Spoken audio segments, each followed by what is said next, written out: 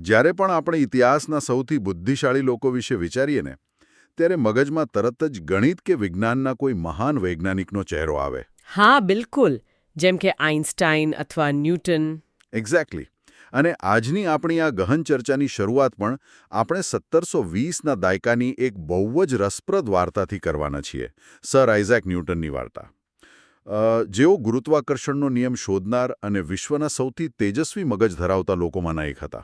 હા, મતલબ કે તેઓ કહી શકતા હતા કે ગ્રહો અને તારાઓ કઈ ગતિએ, કયા ખૂણે અને કઈ દિશામાં ફરશે, બધું જ એકદમ સચોટ. સાચી વાત. જાણે કોઈ એન્જિનિયરિંગ માસ્ટરપીસ હોય. પણ આજના આ ઊંડા વિશ્લેષણનો હેતુ એ સમજવાનો છે કે આટલા મહાન વૈજ્ઞાનિક આખરે શેરબજારમાં કેમ નિષ્ફળ ગયા. આપણે આજે કેટલાક લેખો, શૈક્ષણિક સંશોધનો જેમ કે આર્કાઇવ પેપર્સ અને પુસ્તક સમીક્ષાઓનો અભ્યાસ કરીને બેન્જામિન ગ્રેહામના પ્રખ્યાત પુસ્તક ધી ઇન્ટેલિજન્ટ ઇન્વેસ્ટરનો એક સંપૂર્ણ ઓડિયો નિચોડ કાઢવાના છીએ. અને આ બહુ જ અગત્યનું છે, કારણ કે આ ચર્ચા સાંભળ્યા પછી કોઈએ તે પુસ્તકના સેંકડો પાના વાંચવાની જરૂર નહીં પડે. આપણે તેના તમામ મૂળભૂત સિદ્ધાંતોને અહીં આવરી લેવાના છીએ. બરાબર. તો ફરીથી ન્યૂટન પર આવીએ. મેં સ્ત્રોતોમાં વાંચ્યું કે ન્યૂટને ઇંગ્લેન્ડની સાઉથ સી કંપનીના શેરમાં પોતાના ઘણા પૈસા રોક્યા હતા અને જ્યારે બજાર તૂટ્યું ત્યારે તેમણે પોતાની લગભગ તમામ સંપત્તિ ગુમાવી દીધી. બાપરે.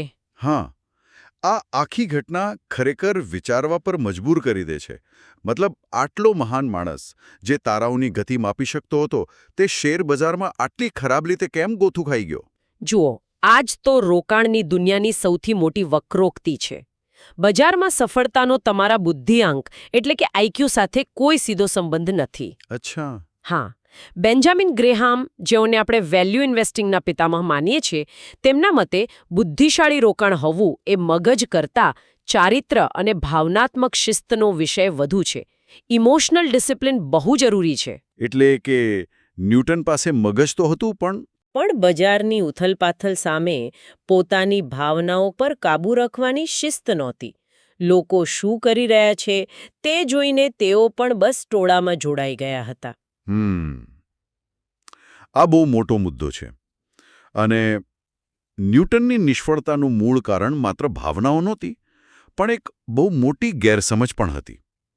તેઓ રોકાણ અને સટ્ટાબાજી વચ્ચેનો ભેદ પારખી નહોતા શક્યા. એકદમ સાચી વાત છે. તો જો આપણે આ સ્ત્રોતોના આધારે વિશ્લેષણ કરીએ તો શેરબજારમાં પૈસા લગાવવા એ વાસ્તવમાં શું છે? શું તે કોઈ કસિનોમાં જઈને રૂલેટ વ્હીલ પર જુગાર રમવા જેવું છે? મોટાભાગના લોકો તો એવું જ માને છે. હા, બિલકુલ. કે પછી કોઈ વાસ્તવિક ચાલતા વ્યવસાયમાં ભાગીદારી કરવા જેવું છે? આ તફાવત સમજવો એ જ સાચા રોકાણકાર બનવાનું સૌથી પહેલું પગથિયું છે. જુઓ, ગ્રેહેમે 1934માં એક વ્યાખ્યા આપી હતી. તેમના મતે વાસ્તવિક રોકાણ એ છે જેમાં 3 શરતો કડક રીતે પૂરી થતી હોય. ઓકે, કઈ 3 શરતો? પહેલી શરત એ છે કે તેમાં સંપૂર્ણ અને ઊંડું વિશ્લેષણ એટલે કે થોરો એનાલિસિસ કરવામાં આવ્યું હોય. બીજી શરત એ છે કે તમારી મૂળ રકમની સલામતીની ખાતરી હોય. અને ત્રીજી, તેમાંથી એક યોગ્ય અને વાજબી વળતર મળવાની અપેક્ષા હોય. અચ્છા, એટલે કે જો કોઈ વ્યક્તિ કોઈ કંપનીનો શેર માત્ર એટલા માટે ખરીદે છે કારણ કે ગઈકાલે તેનો ભાવ વધ્યો હતો. હા, અથવા તો કોઈ મિત્ર તેને ખરીદવાની સલાહ આપી હતી. બરાબર. તો ત્યાં કોઈ ઊંડું વિશ્લેષણ થયું જ નથી. જરાય નહીં. અને જો આ 3માંથી એક પણ શરત પૂરી ન થતી હોય તો ગ્રાહમની નજરમાં તે રોકાણ નથી. તે માત્ર અને માત્ર સટ્ટો છે. આ જ વાત સ્ત્રોતોમાં બહુ ભારપૂર્વક કહેવામાં આવી છે.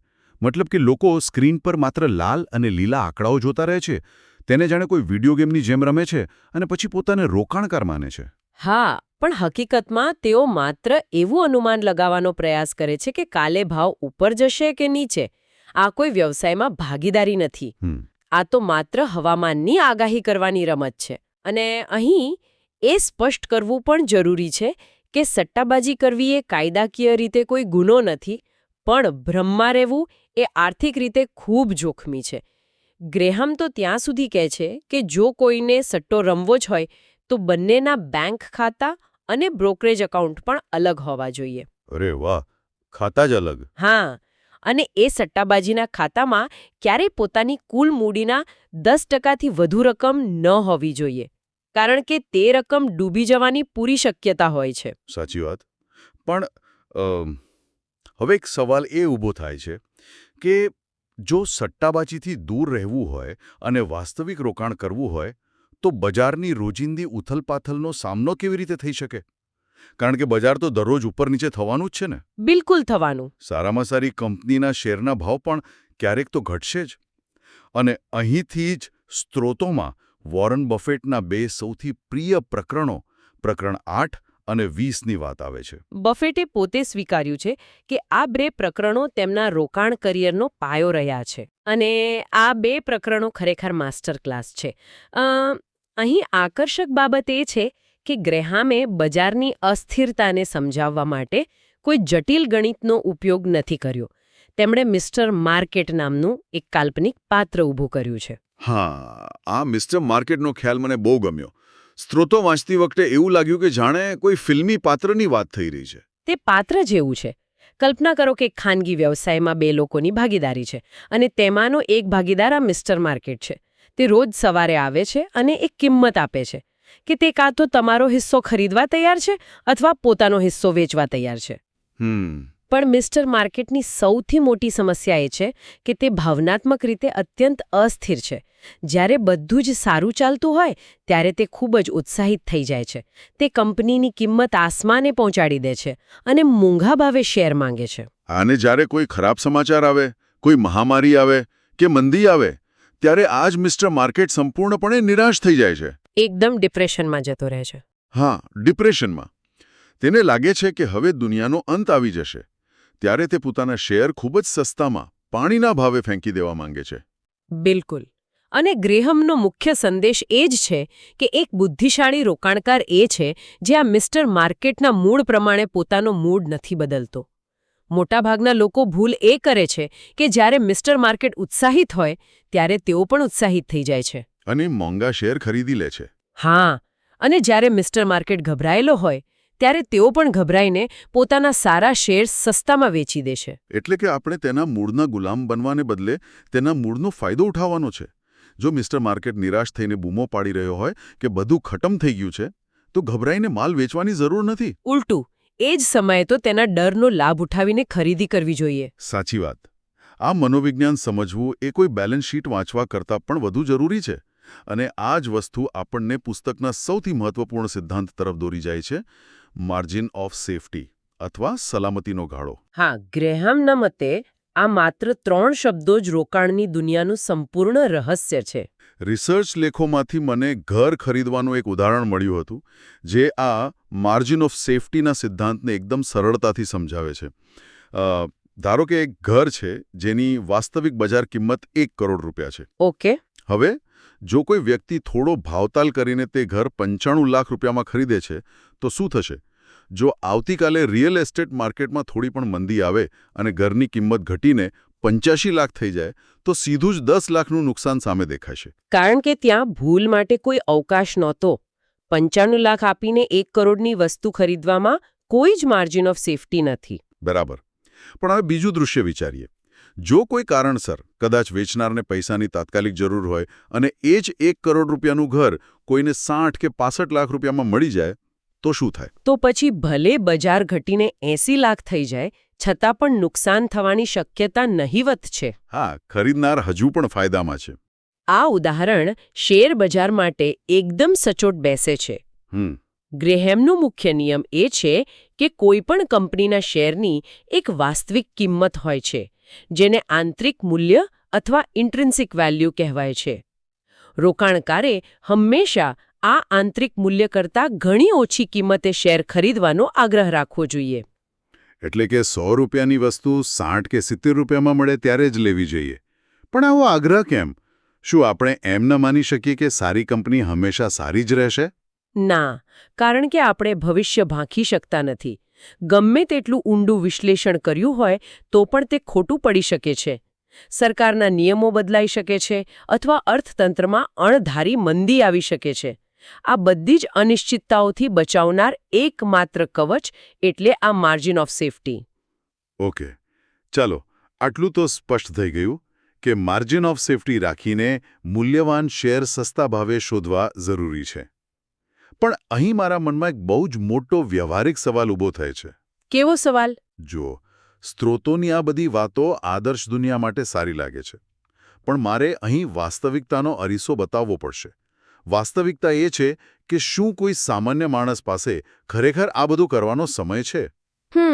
એ વાત સાચી. કોઈ વ્યક્તિ સવારે 9 થી 6 નોકરી કરે છે, કોઈ પોતાની દુકાન ચલાવે છે.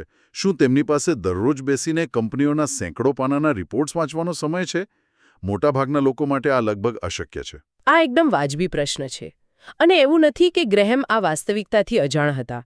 સ્ત્રોતોમાં બાસ્કેટબોલ કોચ પીટ રિલેનું એક બહુ સરસ વાક્ય છે.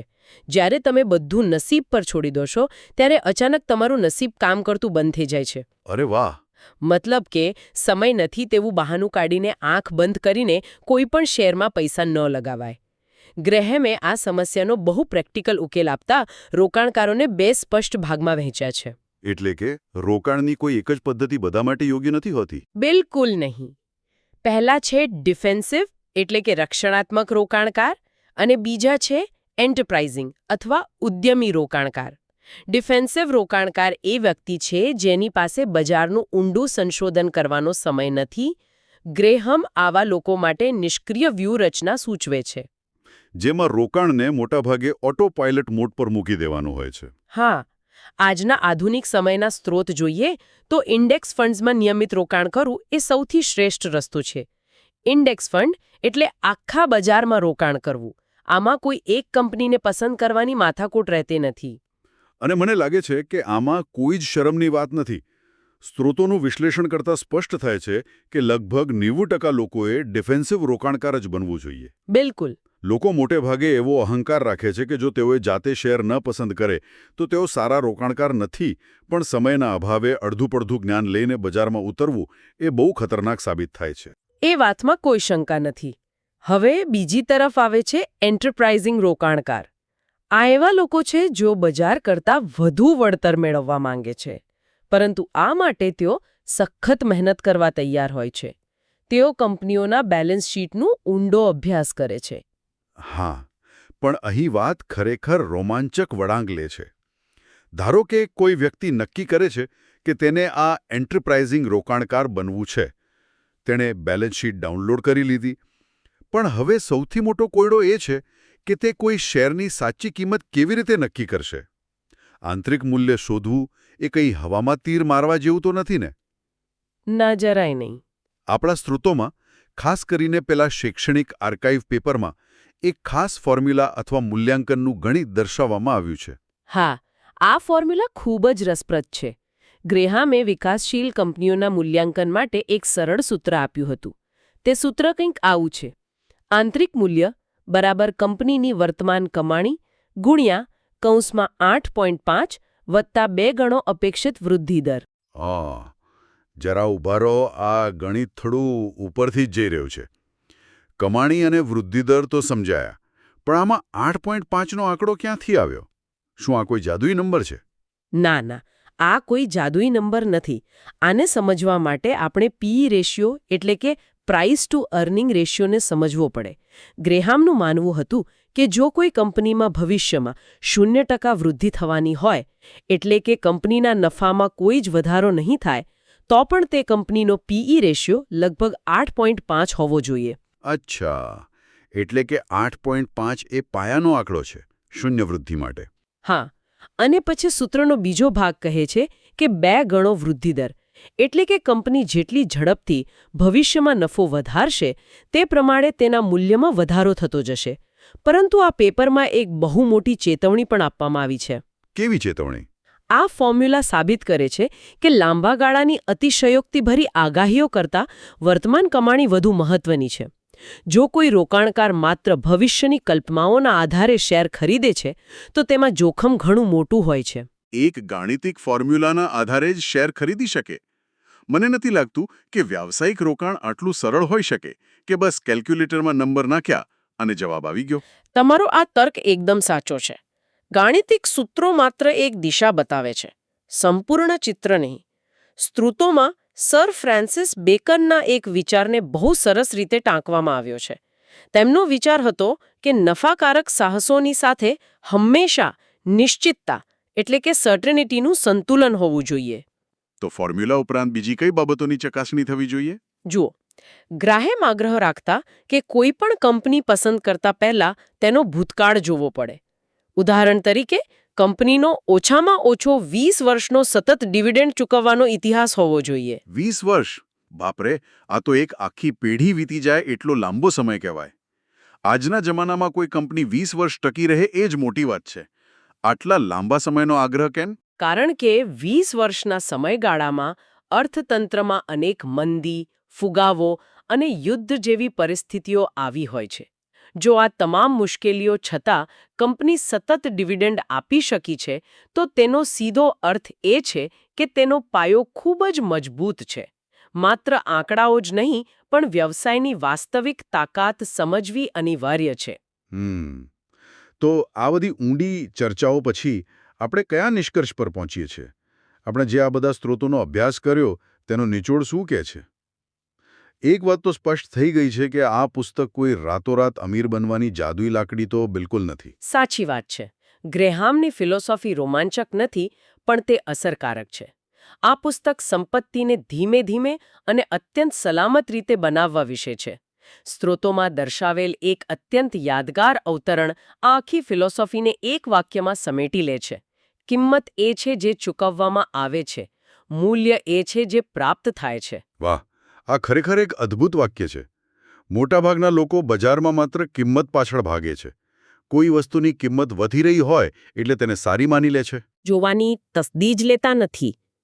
અને આજના ગહન વિશ્લેષણનો સૌથી મોટો પાઠ એ જ છે કે શેરબજારમાં રોકાણકારનો સૌથી મોટો દુશ્મન અન્ય કોઈ નથી, પણ તે રોકાણકાર પોતે જ હોય છે. બરાબર. બજારની વધઘટ સામે રોકાણકારની ગભરાહટ કે તેનો અતિ ઉત્સાહ જ તેને ખોટા નિર્ણયો લેવા મજબૂર કરે છે. આ એક જબરદસ્ત વિચાર છે. તો આ સંપૂર્ણ ચર્ચાના અંતે એક અંતિમ વિચાર પર મનોમંથન કરવું જરૂરી બની જાય છે. આપણે ઇતિહાસમાં જોયું છે કે મોટાભાગના લોકો બજારમાં જ્યારે મોટો કડાકો બોલે છે, જ્યારે શેરોના ભાવ અડધા થઈ જાય છે, ત્યારે ડરી જાય છે. હા, અને ગભરાઈને બધું વેચી મારે છે. બિલકુલ. પરંતુ જો બેન્જામિન ગ્રેહામના સિદ્ધાંતો, મિસ્ટર માર્કેટની પ્રકૃતિ અને માર્જિન ઓફ સેફ્ટીના ખ્યાલને સાચા અર્થમાં સમજી લેવામાં આવ્યો હોય તો જરા વિચારો. શું? એ વિચારવાનું છે કે શું આગામી બજારનો કડાકો ખરેખર કોઈ મોટી આફત છે કે પછી તે દુનિયાની સૌથી સારી કંપનીઓને અડધા ભાવે ખરીદવાની, એટલે કે સસ્તી શોપિંગ કરવાની એક સુવર્ણ તક હશે? બહુ જ ઊંડો પ્રશ્ન છે આ. હા. શું જ્યારે મિસ્ટર માર્કેટ સંપૂર્ણ ડિપ્રેશનમાં હશે, ચારે બાજુ નિરાશાનો માહોલ હશે, ત્યારે આપણે પોતાની ભાવનાઓ પર કાબૂ રાખીને ગભરાયા વિના એ સસ્તી કિંમતે ખરીદી કરવા માટે માનસિક રીતે તૈયાર રહી શકીશું ખરા? આ એક એવો પ્રશ્ન છે જેનો જવાબ જ નક્કી કરશે કે કોઈ વ્યક્તિ વાસ્તવમાં ઇન્ટેલિજન્ટ ઇન્વેસ્ટર બનવાને લાયક છે કે નહીં. આ ચોક્કસપણે દરેક માટે વિચારવા જેવો મુદ્દો છે.